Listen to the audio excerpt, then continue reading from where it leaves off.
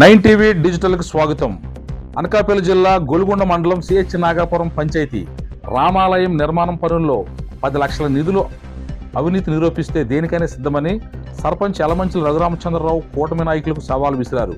గురువారం విలేకరుల సమావేశంలో సర్పంచ్ రఘురాం మాట్లాడుతూ గ్రామ మాజీ సర్పంచ్ కొలగాని రామారావు, బొప్పన ప్రసాద్, సేనాపతి వరహాలబాబు చేసిన ఆరోపణలు అవాస్తవమన్నారు.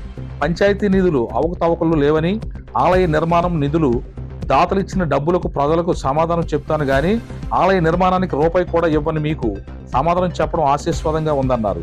ఇప్పటికే దేవాదాయ శాఖ అధికారులు ఆలయ నిర్మాణంలో ఎటువంటి అవినీతి లేదని విచారణలో తేలిందని మీకు తెలియదా అని అన్నారు.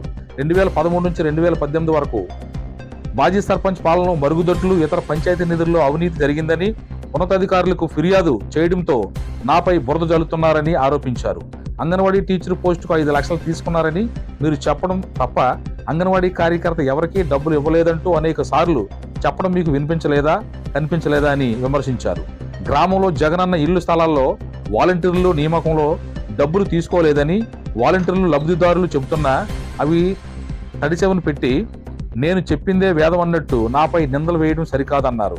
ఇకనైనా నాపై తప్పుడు ఆరోపణలు మానుకోవాలని, లేనిపోని ఆరోపణలు చేస్తే 2013 నుంచి 2018 వరకు మీరు చేసిన అవినీతి అక్రమాలపై త్వరలోనే తేలుతుందని ఆయన అన్నారు. ప్రభుత్వ పథకాలు తీసుకున్నందుకు నా తల్లి పింఛను, ఇంటి స్థలం, జలసిరి బోరుకు అర్హురాలని, అందుకే మంజూరు అయ్యాయి తప్ప నేను ఎటువంటి అవినీతి అక్రమాలకు పాల్పడలేదని తెలిపారు.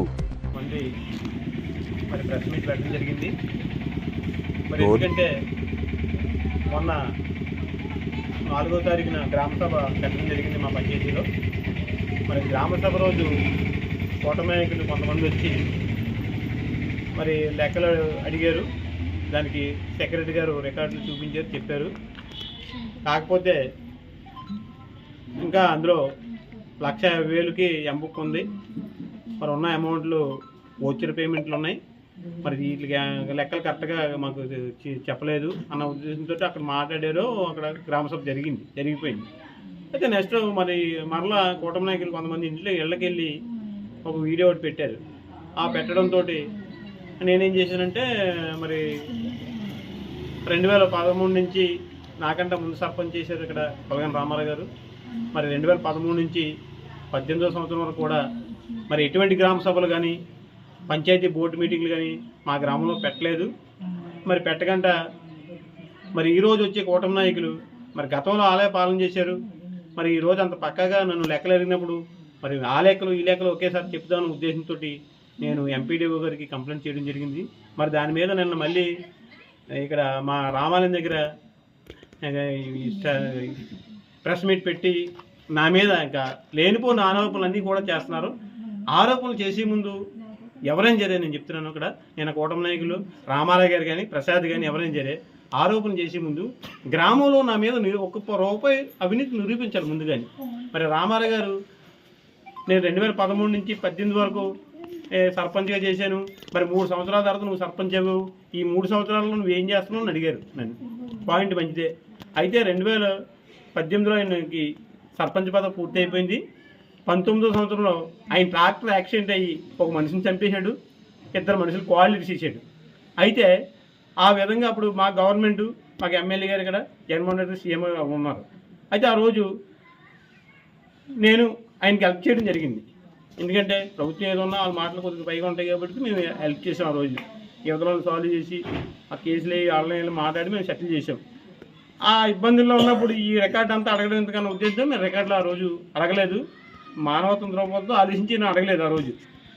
అయితే 10,000కి 15,000కి కూడా పక్కాగా రికార్డు అడిగినప్పుడు 2013 నుంచి కూడా లక్షలు మార్చాడు. మరి దానికి రికార్డులు కరెక్ట్గా లేవు. నేను రికార్డులు పరిశీలించాను, ఎక్కడ ఎంబుక్కులు లేవు. ఇదంతా నా గ్రామంలో ఉన్న ప్రజలందరికీ తెలియాలి. రామారావు గారు చేసింది తప్పుగా నేను ఒప్పుకోవాలి. ఆయనకి ప్రెస్ మీట్ ఇవ్వడం కదా, మేము కంప్లైంట్ చేసినప్పుడు మేము దానికి సవాల్ చేస్తున్నాం. నా మీద అవినీతి ఉంటే నేనేమైనా రూపాయి ఫ్రాడ్ చేస్తే నువ్వు చెప్పిన దానికి వెంటనే ఆయన ముందుకు రావాలి. కానీ ఆయన ఏదో ఆరోపణలు చెప్పేసి ఏదో చెప్పేసి అవ్వదు. ఇక్కడ గ్రామంలో ప్రజలందరికీ కూడా సమాధానం చెప్పాలి. దీని మీద అవసరం అయితే మేము డిఎల్పిఓ ఆఫీస్కి, కలెక్టర్ గారి దగ్గర కూడా వెళ్తాం. ఎట్టి పరిస్థితుల్లో కూడా ఈ 13 నుంచి 18 వరకు ఎంత అయితే ఖర్చు పెట్టారో ఆ ఖర్చులు బయట తేలి వరకు ప్రజలు తెలిసే వరకు మట్టుకు నేనైతే వదిలిపెట్టను. ఎందుకంటే 5 సంవత్సరాలు కూడా నేను బాగా కష్టపడిపోయి గ్రామం అంతా అభివృద్ధి చేసి ఎప్పుడు వర్కులు చేస్తా ఉన్నాం. ఏమయ్యా ప్రెసిడెంట్ గారు, ఎక్స్ సర్పంచ్ గారు రామారావు గారు, పంచాయతీరాజ్ నిధుల గురించి మేము అడిగితే మీరేంటంటే జాతీయ ఉపాధి హామీ పనులు, ఉపాధి హామీ పనుల ద్వారా వచ్చిన ఎన్ఆర్జీఎస్ ద్వారా వచ్చిన గ్రాంట్లు, సీసీ రోడ్లు వేసి 5 సంవత్సరాలు చేస్తానని చెప్తున్నారు. మేము అడిగింది పంచాయతీరాజ్ 14 ఫైనాన్స్ నిధులు ఎంత వచ్చాయి, ఎంత ఖర్చు పెట్టారు అని అధికారులు మేము కోరాం. నేను ఇప్పుడు సర్పంచ్నే, నేను కూడా చెప్తాను. నేను 3.5-4 సంవత్సరాల దగ్గర అయిపోతుంది. వాటితో పాటు దానికి సంబంధించిన ఆ టైంలో ఏ అధికారులు ఉన్నారో వాళ్ళందరూ వచ్చి రికార్డులు చూపిస్తాం. తప్పలేదు, మీరు రికార్డులు అడుగుతున్నారు కాబట్టి పక్కగా మేము చూపిస్తాం, అందులో అనుమానం లేదు. మీ 5 సంవత్సరాల కాడి నుంచి నేను చేసిన 4 సంవత్సరాలు మొత్తం 9 సంవత్సరాలు కూడా ఈ గ్రామం ప్రజలందరూ కూడా చెప్దామని నా ఆలోచన. మీరు ఏదో ఆరోపణలు చేస్తున్నారు. తర్వాత ఏంటంటే బొప్పన ప్రసాద్ గారు ఇంకో మాట అన్నారు, నేను చాలా నిజాయితీ పడిని, రఘురామ చంద్రరావు గారు చాలా నిజాయితీ పడు అని చెప్తున్నారు. నేను నిజాయితీ పడినో కాదో ఇక నాగాపురం గ్రామంలో ప్రజలందరికీ తెలుసు కాబట్టికే నన్ను ఇక్కడ ఎన్నుకున్నారు. నేను ఒకటే కుటుంబంలో ఉన్న మనిషిని. నేను నన్ను ఎన్నుకున్నానంటే మీరు పెద్ద పెద్ద కుటుంబాల్లో ఉన్నది మిమ్మల్ని పక్కనెట్టారంటే 5 ఏళ్ళు మీరు పరిపాలన సరిగ్గా చేయలేదు అని అర్థం. మీరు ఏదో రకంగా నా మీద బుర్ర చెల్దామనిసి గుడి నాగాపురం రామాలయం కట్టడం తప్పేటండి మీకు. రామాలయం కడదామంటే సైడ్ అయిపోయి చుట్టుపక్కల వచ్చేవారు కాదు. మరి రామాలయం ఎంత చేసామన్నది గ్రామంలో ఉన్న ప్రతి ఒక్కరికి తెలుసు. రూపాయి ఇవ్వకుండా సైడ్ అయిపోయారు మీరు. మేము స్లాబ్లు 2 గుళ్ళు, రామాలయం ఒకటి, ఆంజనేయ స్వామి గుడి ఒకటి, 2 స్లాబ్లు వేసాం. దీని మీద మేము డబ్బులు తిన్నామని అవినీతి చేశారనేసి మీరు ఎండోమెంట్కి కంప్లైంట్ చేశారు. చేస్తే ఒక స్పెషల్ ఆఫీసర్ వచ్చి ఆవిడ మీ అందరి సమస్యలో మా అందరి సమస్యలో ఏం చెప్పింది, ఆ రోజు సూపర్గా వర్క్ చేశారు, 70% వర్క్ అయిపోయింది, బ్రహ్మాండం కట్టారని ఆవిడ మెచ్చుకొని వెళ్ళింది. ఇంకా బుర్ర జల్దామని చూస్తే అలాగా 7 లక్షలు నేను తినేసానని చెప్తున్నావు. నువ్వేమైనా ఇచ్చావా సందా చెప్పు నాకు. నువ్వేమైనా సందాలు ఇచ్చావా? మీ కూటమి నాయకులు ఎవరైనా రూపాయి ఇచ్చారా గుడితాలకేది? నేను అంతా చెప్తాను వాళ్ళందరికీ లెక్కలో, గ్రామస్తులకి గ్రామ ప్రజలకు చెప్తాను. నీకు చెప్పాల్సిన అవసరం నాకు లేదు. ఎందుకంటే గ్రామంలో మేము పనిచేసేటప్పుడు మీరు ఎవరో సహకరించలేదు కాబట్టి నేను చెప్పవలసిన పని లేదని చెప్పాను ఆ రోజు మీకు.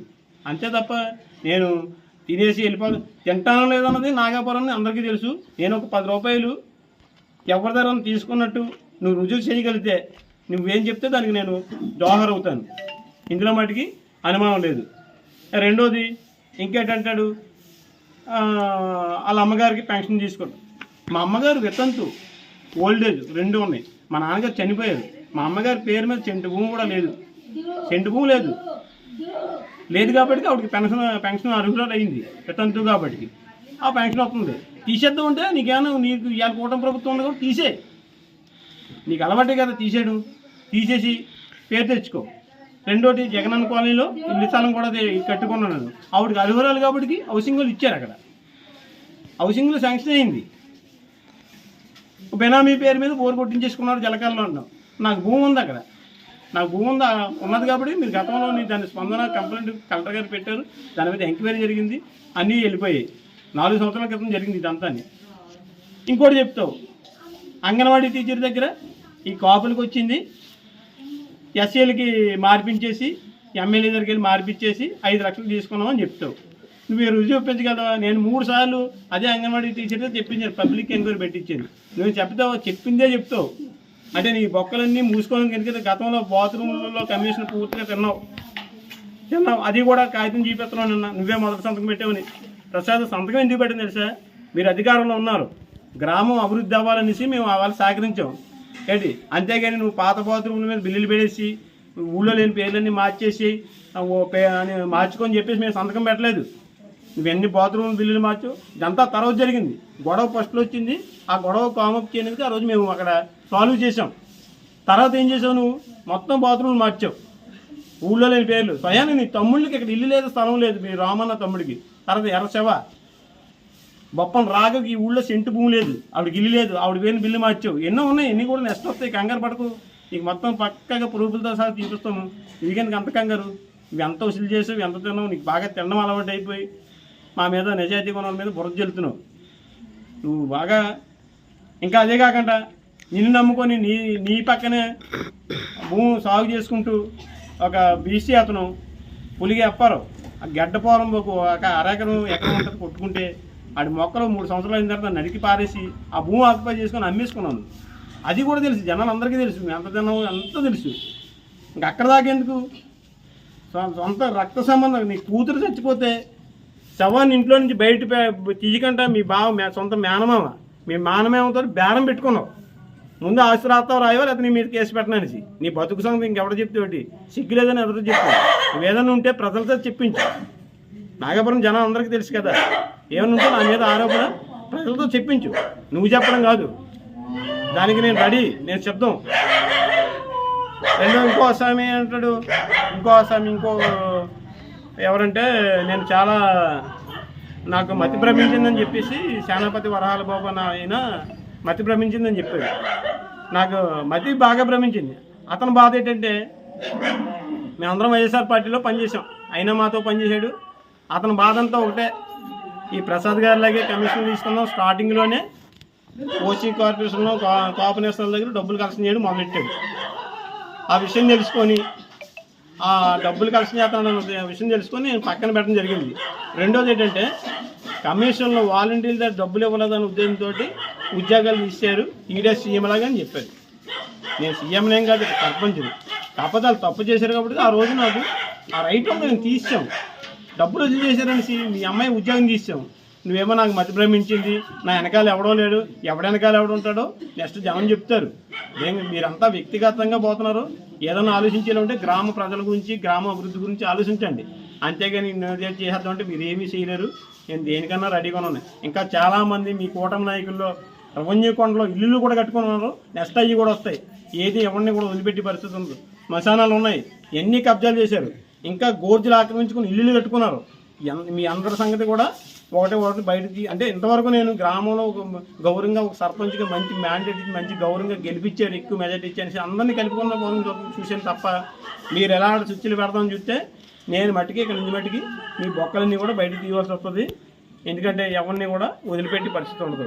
నా గురించి మీరు మాట్లాడతారండి.